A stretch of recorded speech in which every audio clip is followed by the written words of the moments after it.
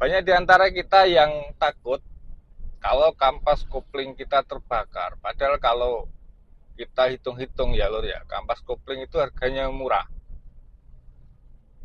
Dengan harga di sekitar 1,5 sampai 2 juta, kita sudah bisa menggunakan kampas kopling itu sampai 5 tahun.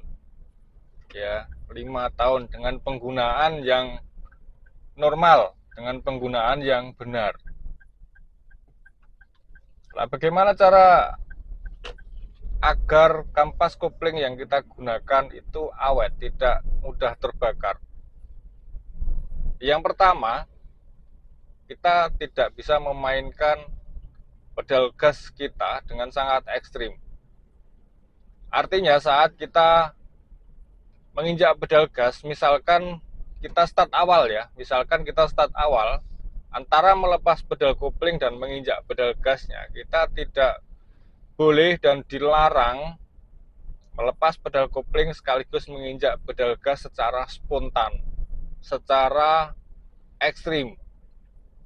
Ya, itu akan mengakibatkan gesekan di kampas kopling dengan matahari ya, dengan matahari itu akan teramat sangat mendadak dan sangat kuat. Itu akan membuat kampas kopling kita terbakar. Itu yang pertama. Yang kedua, oke, saya nyalakan sen kiri ya. Kita nyalakan sen kiri. Turun gigi 2, perhatikan kanan kiri. Oke. Nah, yang kedua, saat kita oper gigi, sebisa mungkin kita harus seimbang dan cepat melepas pedal kopling. Seimbang antara melepas pedal kopling dan menginjak pedal gasnya. Jangan pedal kopling baru kita lepas separuh, tapi pedal gasnya sudah kita injak. Jangan seperti itu ya lor ya. Usahakan itu bisa seimbang, lepas injak. Bisa apa ya? Melepas pedal koplingnya dengan cepat gitu istilahnya. Dengan cepat. Kita contohkan saja lah ya. Tak contohin saja. Daripada nanti dijelasin bingung, yang menjelaskan juga susah menjelaskannya. Oke, sekarang masih pakai gigi 2. Kecepatan 40, saya akan naik ke gigi 3. Gigi 3 kecepatan 60, saya naik ke gigi 4. Nah, seperti itu ya lor ya. Jadi antara melepas pedal kopling dan menginjak pedal gasnya seimbang. Dan seperti di awal, jangan terlalu ekstrim menginjak pedal gasnya. Selanjutnya, agar kampas kopling kita tidak mudah terbakar, seperti biasa, kaki kiri kita jangan standby di atas pedal kopling. Jangan standby seperti ini, ya. Ini tidak boleh.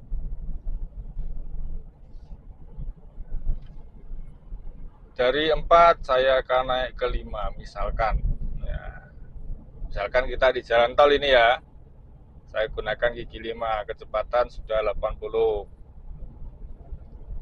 Nah, jadi itu beberapa ya lor ya. Ada satu lagi yang jangan sampai Anda lewatkan. Sesuaikan kecepatan kita dengan gigi persneleng.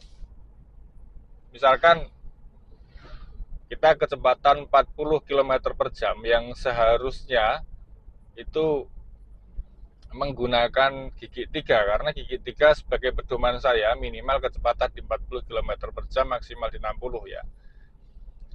Kita di kecepatan 40 km per jam dengan menggunakan gigi 4 ya, itu hindari, jangan lakukan seperti itu. Kecuali kita tidak menginjak pedal gasnya karena posisi berada di turunan.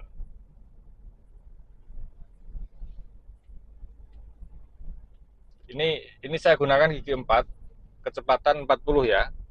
Kecepatan 40 km per jam. Tapi jalan ini menurun, lur. Jalan ini menurun. saya tidak menginjak pedal gas nih. Kaki saya hanya standby saja di pedal gas. Karena saya akan berhenti suatu misal. Injak pedal rem. Nyalakan lampu hazard. Nah, di sini. Itu satu pengecualian ya lur ya. Satu pengecualian.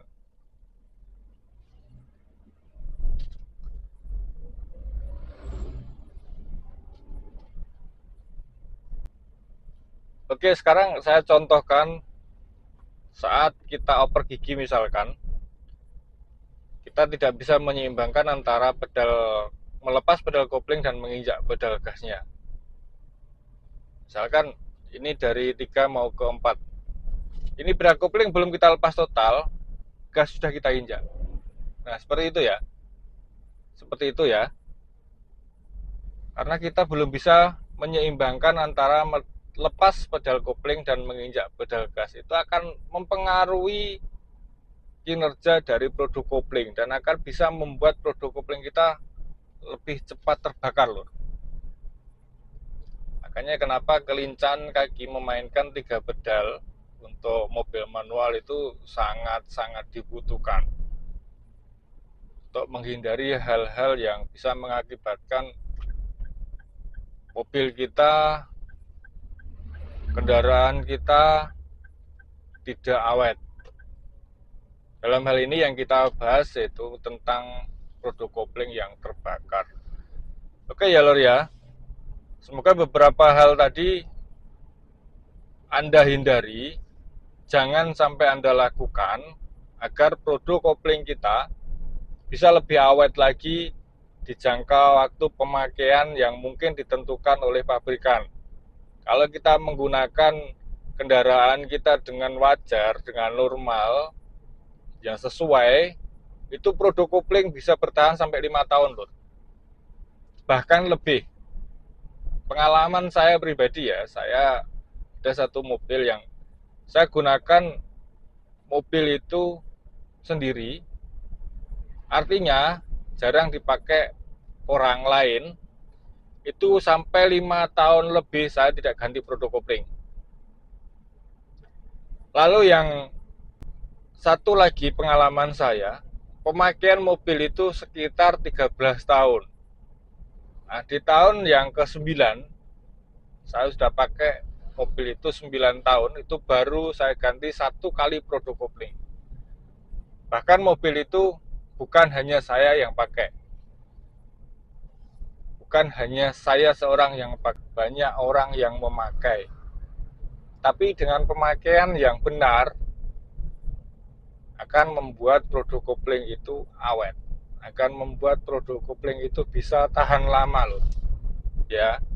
Itu yang bisa saya bagi, hal-hal yang harus Anda hindari dan hal-hal yang harus Anda lakukan agar produk kopling atau kampas kopling kita bisa lebih awet lagi, bisa lebih tahan lama lagi. Terima kasih, semoga video ini bermanfaat khusus untuk pemula. Dan untuk yang sudah mahir, mungkin ada pengalaman, silahkan dibagi. Kita berbagi ilmu di sini, berbagi ilmu untuk para pemula yang sedang belajar mengemudi agar bisa lebih memahami. Terima kasih, tetap semangat. Assalamualaikum warahmatullahi wabarakatuh dan selalu mantap.